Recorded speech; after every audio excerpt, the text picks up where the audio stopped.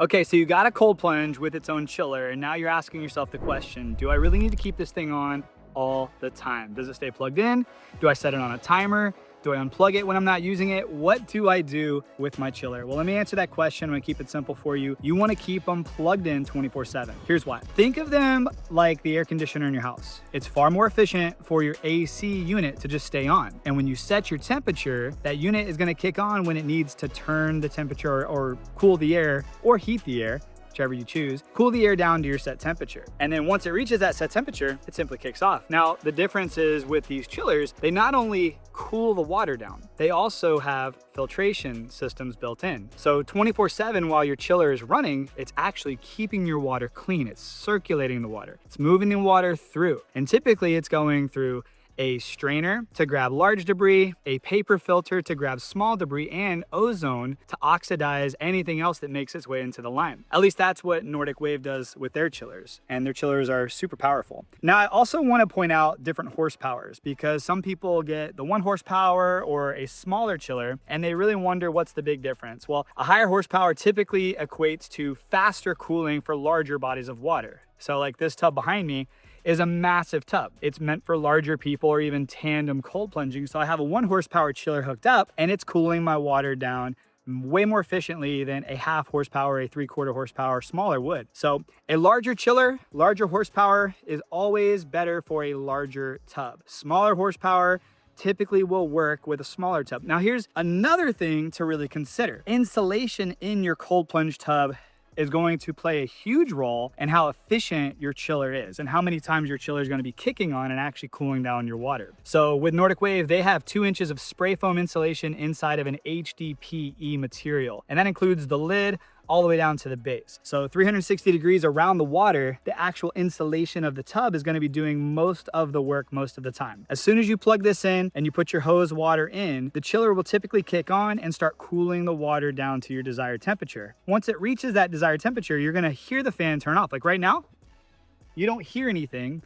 because the chiller is not actively cooling. So all of the sound, all the noise is no longer audible. I can't really hear it, but water is still flowing. It's still going through the filters. It's still going through and cycling and pumping ozone into my water to keep my water sanitary when I am ready to jump into this thing. But once the water heats up, which is going to take a while because of the insulation in the tub, then the chiller is going to kick back on and start cooling down my water. Now, think about this. If you wanted to hook up a timer, I've actually had people say, hey, I hooked up a timer. And I'm like, why? But let's roll through this. If you were to hook up a timer on this, right? Let's say you only cold plunged on Tuesday mornings and you wanted your water cold then, and you hooked it up to a timer where it turned on and give it like 5 to 10 hours prior to. Every time your chiller is turning on, it is pulling a ton of power because it's cooling that water down and it's filtering that water. If power's not even the problem, the other problem that comes into play is the entire time your water is just sitting there stagnant. Stagnant water is where bacteria loves to grow. Think about a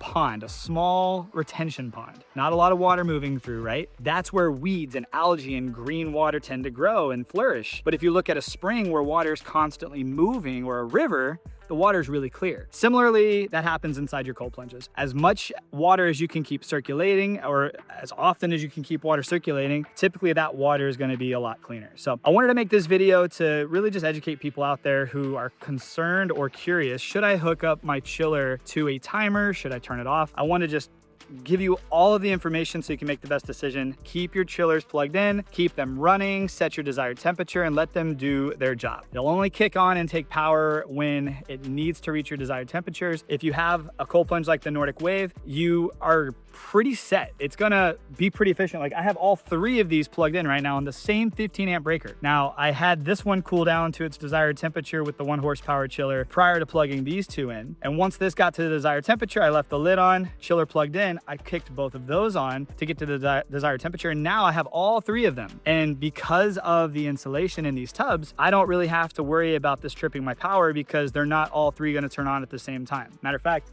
It's really quiet out here because right now the only thing that's happening is water is circulating through, going through the filtration, keeping my water nice and clean and sanitary. I don't want any green funk growing in my cold plunges, and neither should you. So keep your chillers plugged in 24/7, even if you're taking a little break. All right, one last little thing, and it's super hot out here. I can't wait to jump in this myself. One last little thing. What happens if you're going on vacation? Well, depends on how long you're going. It depends on your goals. If you want a cold plunge before you leave, that's what I typically do. I don't typically dismantle my cold plunges before vacations. I just leave them on. Mine are outside. So if something happens, if the power trips or if there's a leak or something, doesn't matter. If yours is inside, maybe I would do it differently, but I keep mine on because I also, as soon as I get back from my vacation, first thing I want to do is a wellness session, and that's going to include a cold plunge. So it's nice knowing that when I'm driving or flying back home, I know my cold plunge is sitting there. It's ready for me. It's cold and it's clean. So it all depends on your goals. If I'm going to be gone for a month, maybe I'm going to drain my cold plunge, turn everything off, and just set it back up when I get home. But that's obviously case by case. I hope this video helped you. Hope it gave you a little bit of information to help you make the best decision and enjoy your cold plunges. Now, if you do want to get a Nordic Wave cold plunge, I am going to have a link and discount code down in the video description. Use that. It supports the channel, also saves you an exclusive amount of money. They're a great cold plunge. I get to review all cold plunges and all saunas, and I have all three of these set up for a reason. If you ever come by my house and work out with me, you can try any of these. So reach out to me on Instagram if you're in Tampa, Florida.